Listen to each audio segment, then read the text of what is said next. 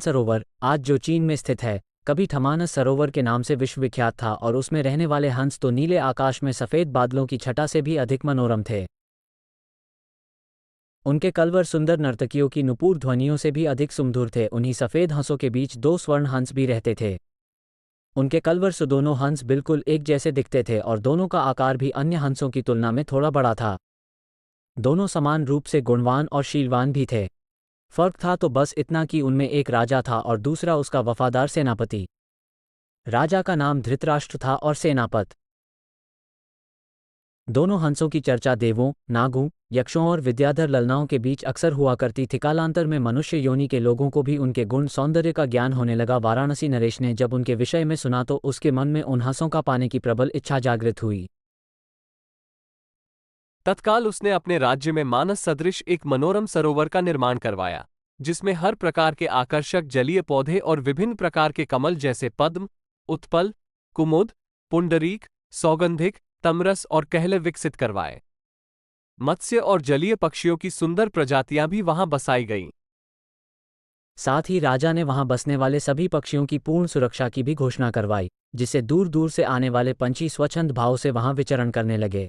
एक बार वर्षा काल के बाद जब हेमंत ऋतु प्रारंभ हुआ और आसमान का रंग बिल्कुल नीला होने लगा, तब मानस के दो हंस वाराणसी के ऊपर से उड़ते हुए जा रहे थे। तभी उनकी दृष्टि राजा द्वारा निर्मित सरोवर पर पड़ी। सरोवर की सुंदरता और उसमें तैरते रमणीक पक्षियों की स्वच्छंदता उन्हें सहज ही आकर्षित कर गई। तत्काल वे नीचे उतर आए और महीनों तक वहां की सुरक्षा, सुंदरता और स्वच्छंदता का आनंद लेते रहे। अंततोगत्वा वर्षा ऋतु के प्रारंभ होने से पूर्व वे फिर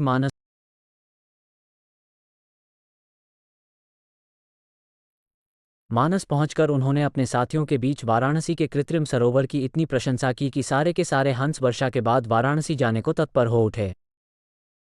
हंसों के राजा युधिष्ठिर और उसके सेनापति सुमुख ने अन्य हंसों की इस योजना को समुचित नहीं माना।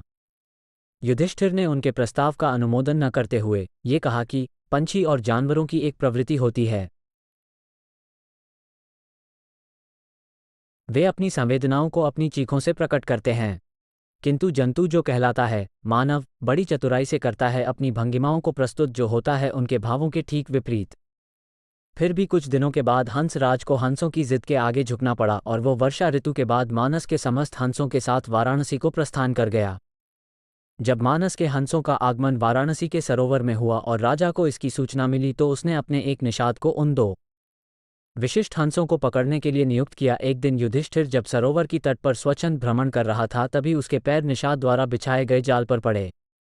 अपने पकड़े जाने की चिंता छोड़ उसने अपनी तीव्र चीखों से अपने साथी हंसों को तत्काल वहां से प्रस्थान करने को कहा, जिससे मानस के सारे हंस वहां से क्षण मात्र में अंतर्धान हो गए। रह गया तो केवल उसका एकमात्र वफादार हमशक्ल सेनापति सुमुख। हंसराज ने अपने सेनापति को भी उड़ जाने की आज्ञा दी, मगर वो दृढ़ता के साथ अपने राजा के पास ही जीना मरना उचित समझा, क्योंकि दूसरे हंस ने उसे ये बताया कि उसके जीवन से बढ़कर उसकी वफादारी और स्वामी भक्ति है। एक पक्षी के मुख से ऐसी बात सुनकर निषाद का हृदय परिवर्तन हो गया। वह एक मानव था, किंतु मानव धर्म के लिए वफादार नहीं था। निषाद जब उन हंसों के करीब पहुंचा तो वो आश्चर्यचकित रह गया, क्योंकि पकड़ा तो उसने एक ही हंस था, फिर भी दूसरा उसके सामने निर्भीक खड़ा था। निषाद ने जब दूसरे हंस से इसका कारण पूछा तो वो और भी चकित हो गया। उसने हिंसा का मार्ग अपनाया था और प्राणातिपात से अपना जीवन निर्वाह करता था। शीघ्र ही उस निषाद ने अपनी जागृत मानवता के प्रभाव में आकर दोनों ही हंसों को मुक्त कर दिया। जिन हंसों को पकड़ने के लिए राजा ने इतना प्रयत्न किया था, वे स्वयं ही उसके पास आ गए थे। विस्मित राजा ने जब उनकी कहानी सुनी तो उसने तत्काल ही निषाद को राजदंड से मुक्त कर पुरस्कृत किया। उसने फिर उन ज्ञानी हंसों को आतिथ्य प्रदान किया तथा उनकी देशनाओं को राजदरबार में सादर सुनता रहा। इस प्रकार कुछ दिनों तक राजा का आतिथ्य स्वीकार कर दोनों ही हंस पुनः मानस को वापस लौट गए।